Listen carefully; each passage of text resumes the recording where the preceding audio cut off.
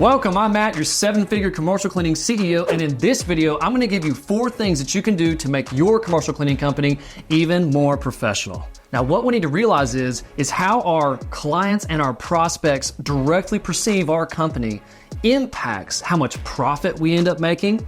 It impacts how much we can price. It impacts how many new accounts we win and whether we get referred by our clients or not. You see, there's more to just cleaning when you're building a commercial cleaning company, especially if you want to reach the 7 figures and have it automated. So when it comes to interacting with our customers and our prospects, in order to win them and keep them longer, their perception is their reality. No matter what's going on our back end, we must control how they see us. So with that, let's dive into number 1, which is going to have 2 parts to it, and that is your email. The first part of your email is the actual domain. It's amazing how many commercial cleaning owners that I've worked with that have an @gmail.com domain, or it might be their company name @yahoo.com, and they're trying to do email marketing or proposal follow-ups or quote submissions, but that domain of @gmail.com comes across like they're just working out of their house and they're not like a legitimate company. Yeah, now, yes, they could be working out of their house, but they also can be a very legitimate company. But in the eyes of the prospect and the person or the client they're working with, when they get an email from somebody that says, my cleaning company @AOL.com, it does not come across professional. It comes across cheap. Now, it's not to say you need to go spend a ton of money looking professional. That's what this video is not about. It's about how to do this efficiently. All that it takes to get the @yourcompanyname.com is typically just between $14 to $20 one time, and then it's about $15 a year to keep owning that domain. You can tie your email into it, then you can have your name @yourcompanyname.com. Let's put yourself in your target prospect or your client's shoes real quick. Look at these 2 different email addresses. You've got one that says rightcleaning@gmail.com, and then you've got another that says john@rightcleaning.com. Which one comes across more professional to you? In my opinion, it is well worth the investment of just $20 and then maybe $15 a year to have that complete professional domain. This way, you don't come across like a fly-by-nighter or like someone who just picked up a mop one day. You come across like a legitimate company. Next with your email is your actual email sign-off, including your signature as a part of this. When your signature and your emails have your logo in them with your logo colors and your direct contact information and your position and who you are, and even your sign-off like your slogan, this really boosts, again, the credibility and professionalism of the experience, because a lot of us are communicating with our prospects and clients over email. Whether we're submitting proposals or we're solving problems, whatever it is, we need to look professional, and this signature and sign-off is a great way to do that. And it doesn't have to be complicated to make these signatures. You can use something like Gimeo. It can put your whole signature together for you for an extremely low cost, and then you can just copy and paste it into your email, and from there you have it forever, and you can edit it for all of your staff and give it to everyone that you need. The impact that your email gives your prospects and clients, or that it detracts from that experience, will directly affect everything else that you do with them. Number 2, let's talk about our client image, and that starts with us as the owners. Ultimately, here's what you want. You want to come across different than your competitors.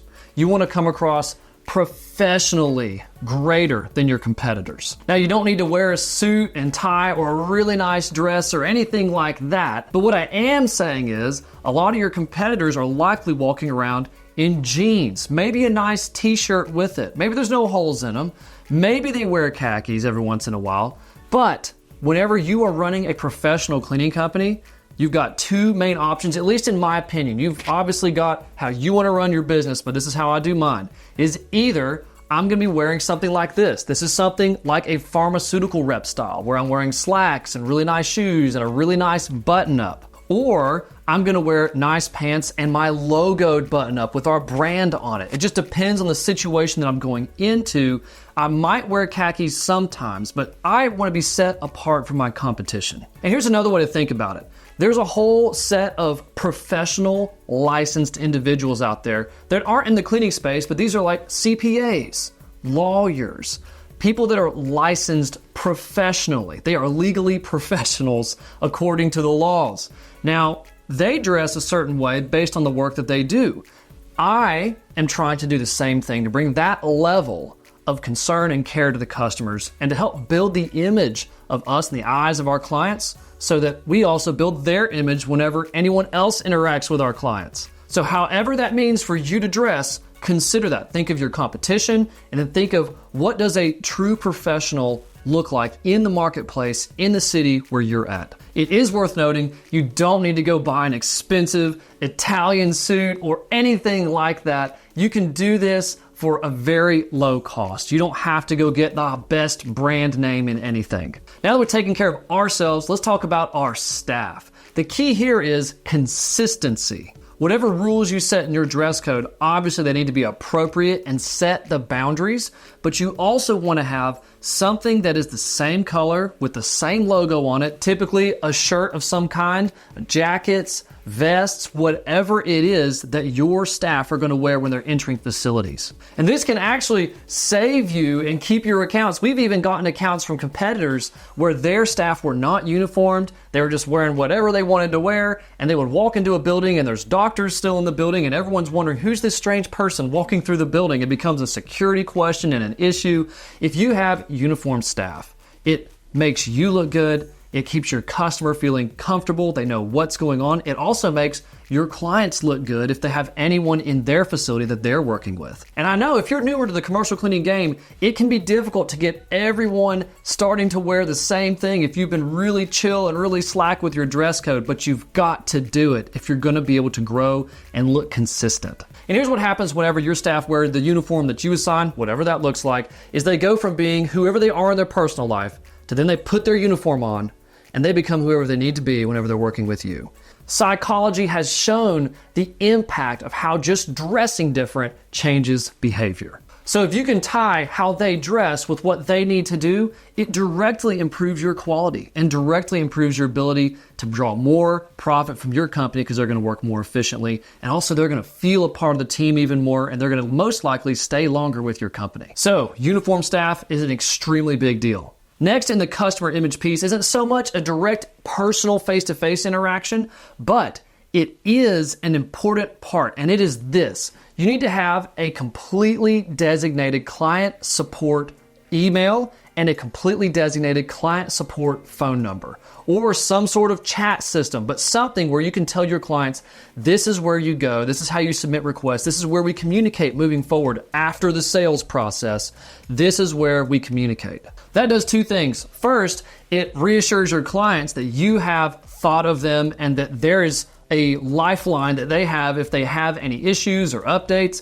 Second, it's a centralized place, because if it's an email like that that's just for client support, then you can scale that. You can have other staff step in and help with client support. If it's a phone number, you can even put it into a digital program to where it can be answered by anybody on your team, whoever you assign. So you can start laying the foundation for scaling your business very early on by setting up those two client-specific support lines of communication. And I know there's more options with that, but at least start there. Number 3, let's talk about equipment. The first principle is very similar to the uniform staff, is stay consistent. You don't have to get the most expensive pieces of equipment to take care of your clients, but whatever you do get, keep it consistent. That way clients, if they have multiple locations, and even your staff go into all these different locations, it removes any questions. It removes how do I use what? Where do I find things? What does it look like? It adds an extra piece of efficiency to your company, which then improves how the quality turns out, and it gives a professional experience. So that image of no matter what you have, where you're at, it is the same. But then taking that to another level, we should actually label every single piece of our equipment. All that you need to do, you can go to Walmart, get you some Avery printable labels. You can print it for free from Avery, and right through your own printer, you just design it on Avery.com.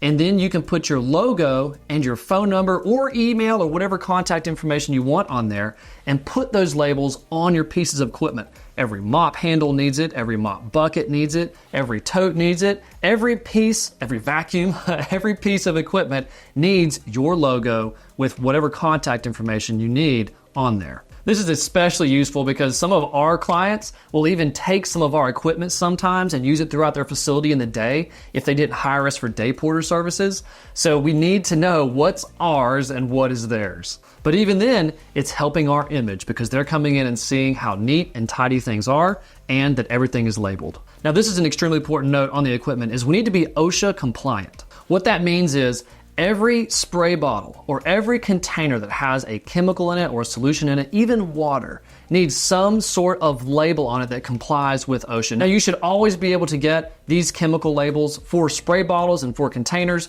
from the actual chemical company itself or whoever is making it or whoever you're buying it from. If you need to, once again, you can just get the information, type it onto an Avery label or take a screenshot of it, put it on your own label, and then put it on whatever bottle or container that you need. And then in our equipment closet, we also need to have our MSDS, our material safety data sheets on each of those chemicals. It goes in detail on what to do, what are the hazards, if it gets in your eyes, what do you do? That's also a very important OSHA piece that you need to have in that closet. And again, we have one client just because we said we would be OSHA compliant. They'll bring us into the storage closet and show us that the other company has nothing in compliance, which then comes back on the client. And it's been one of the easiest sales we've ever made multiple times is that, yes, we are OSHA compliant. Here's how we do it. And the client just looks at us and says, awesome, let's do this. And now number 4, it's definitely not the least. It is your actual language. Now, I'm not talking about what specific national language do you speak. I'm talking about how do you say the same things. Here's what I mean. Bathroom tissue versus toilet paper. Which one sounds more professional? What about this one? Can liners versus trash bags. Or even how you address your team. Do you call them team members or your staff or your team?